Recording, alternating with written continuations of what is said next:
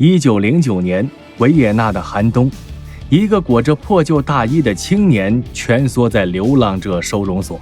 他曾梦想用画笔征服这座宏伟的艺术之都，如今却在火车站替人搬运行李，甚至沿街乞讨。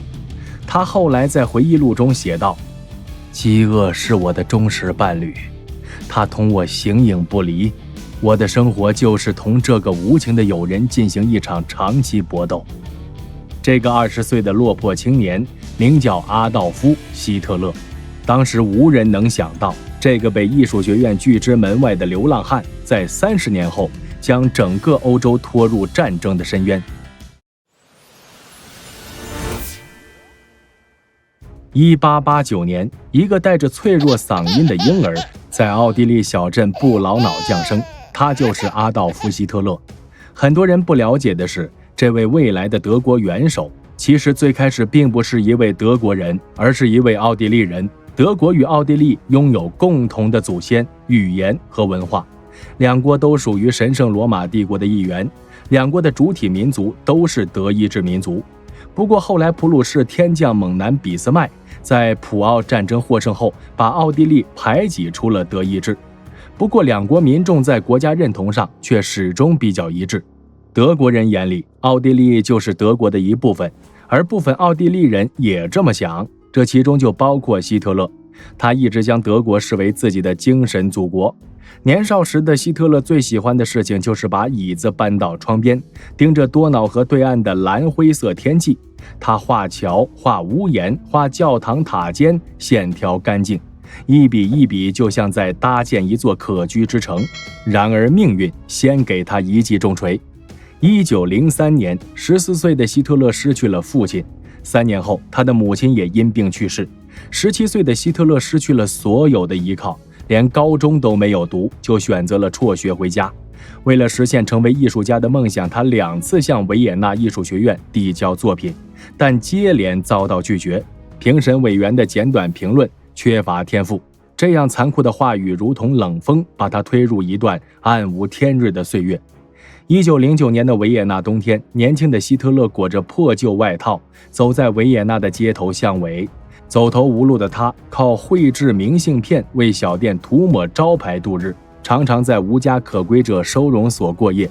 这段时间里，他目睹了这个帝国最残酷的撕裂。多年后，他在《我的奋斗》中回忆：富人的马车驶过，珠光宝气的贵妇对蜷缩在豪宅墙根下的穷人视若无睹，甚至投以轻蔑的嘲讽。每当绅士们经过时，我们都要脱下帽子，但他们根本不看我们一眼，有时还留下几句讽刺。这种天堂与地狱仅一墙之隔的强烈反差，以及底层人民脸上挥之不去的绝望，在他年轻的心灵中刻下了难以磨灭的印记。1913年，希特勒揣着最后的希望来到了他梦寐以求的德国。然而这里和他想象的天差地别。他在慕尼黑待了1年多，依旧形单影只，默默无闻。但随后爆发的一战却给了他一条出路。希特勒异常的兴奋，他形容自己感受到了暴风雨般强烈的感情。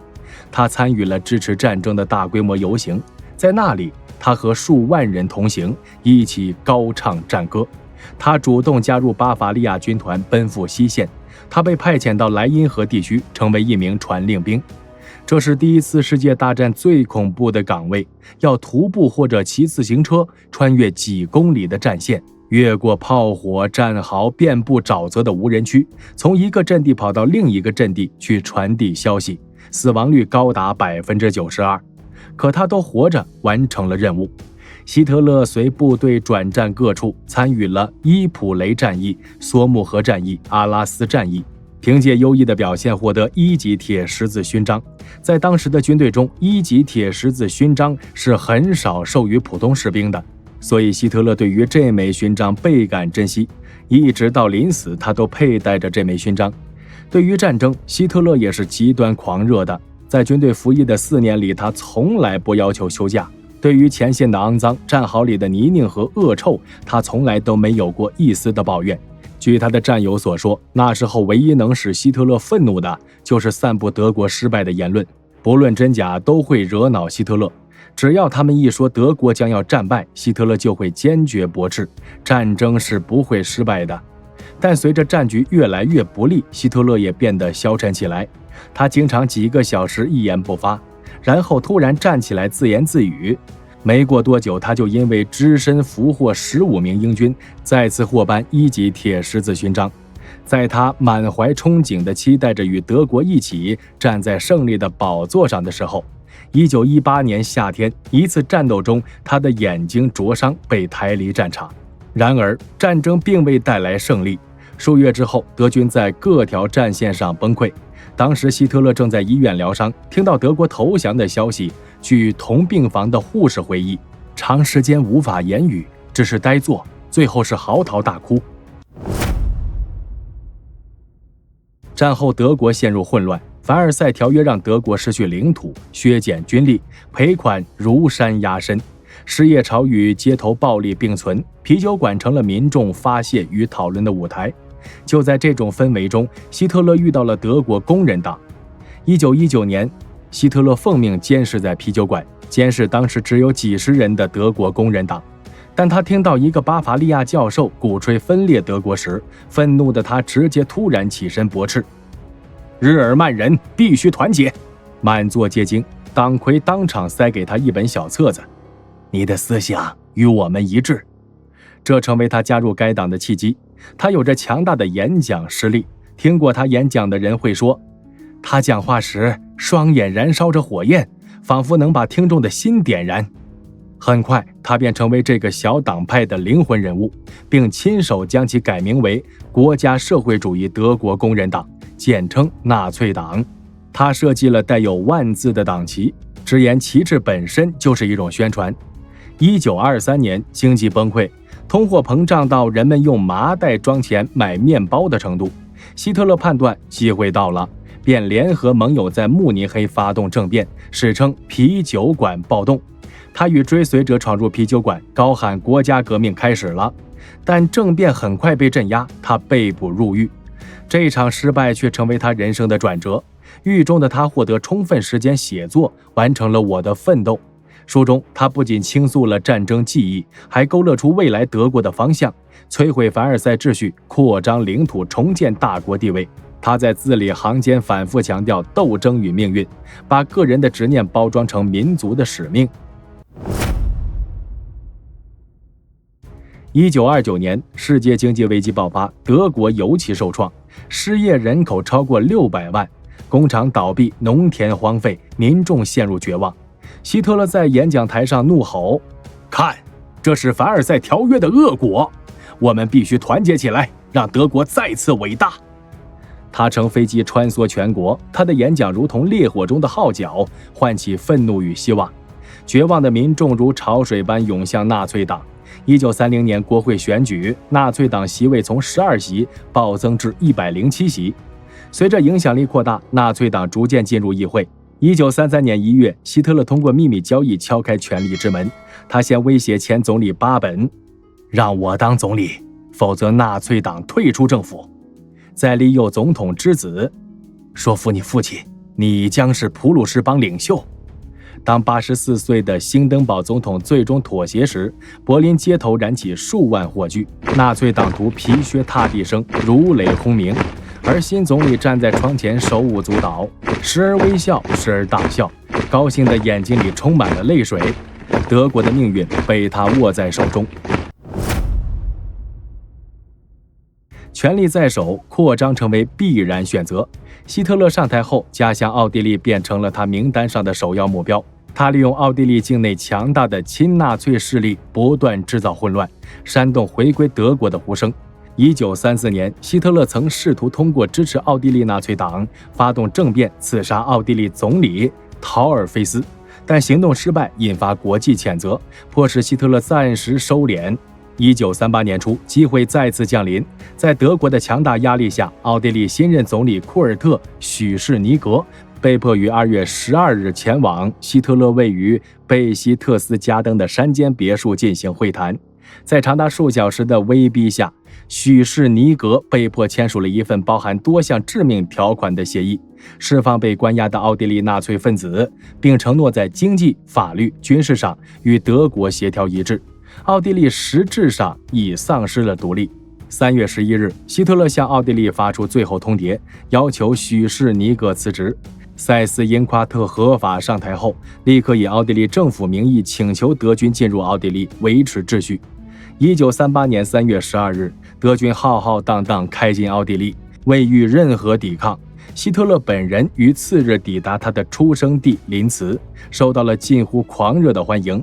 他站在林茨市政厅的阳台上，面对人山人海的民众，声音因激动而颤抖。命运召唤我离开这座城市，去领导帝国的斗争。现在，我以德意志民族和帝国领袖的身份，宣布我的故乡加入德意志帝国。德奥合并是希特勒扩张野心的首次重大成功实践，兵不血刃地吞并奥地利，不仅极大地增强了德国的领土、人口、资源和战略纵深，更让希特勒及其将领们对自身能力和对手的软弱建立了近乎盲目的信心。维也纳的欢呼成为了欧洲滑向全面战争深渊的响亮序曲。成功来得如此轻易，为下一步攫取捷克斯洛伐克的苏台德区，乃至最终发动世界大战铺平了心理和战略上的道路。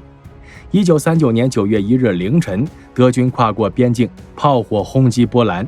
2天后，英法对德宣战，第二次世界大战正式爆发。站在柏林的地图前，希特勒沉声说道：“现在，命运的车轮开始转动。”1939年9月1日破晓时分，德军坦克的轰鸣声划破了波兰边境的宁静。希特勒站在总理府办公室的巨大地图前，手指轻轻划过维斯瓦河，眼中闪烁着征服者的光芒。从现在起，我就是德国历史上最伟大的军事统帅。他对身旁的副官低声说道，声音中混杂着自信与狂热。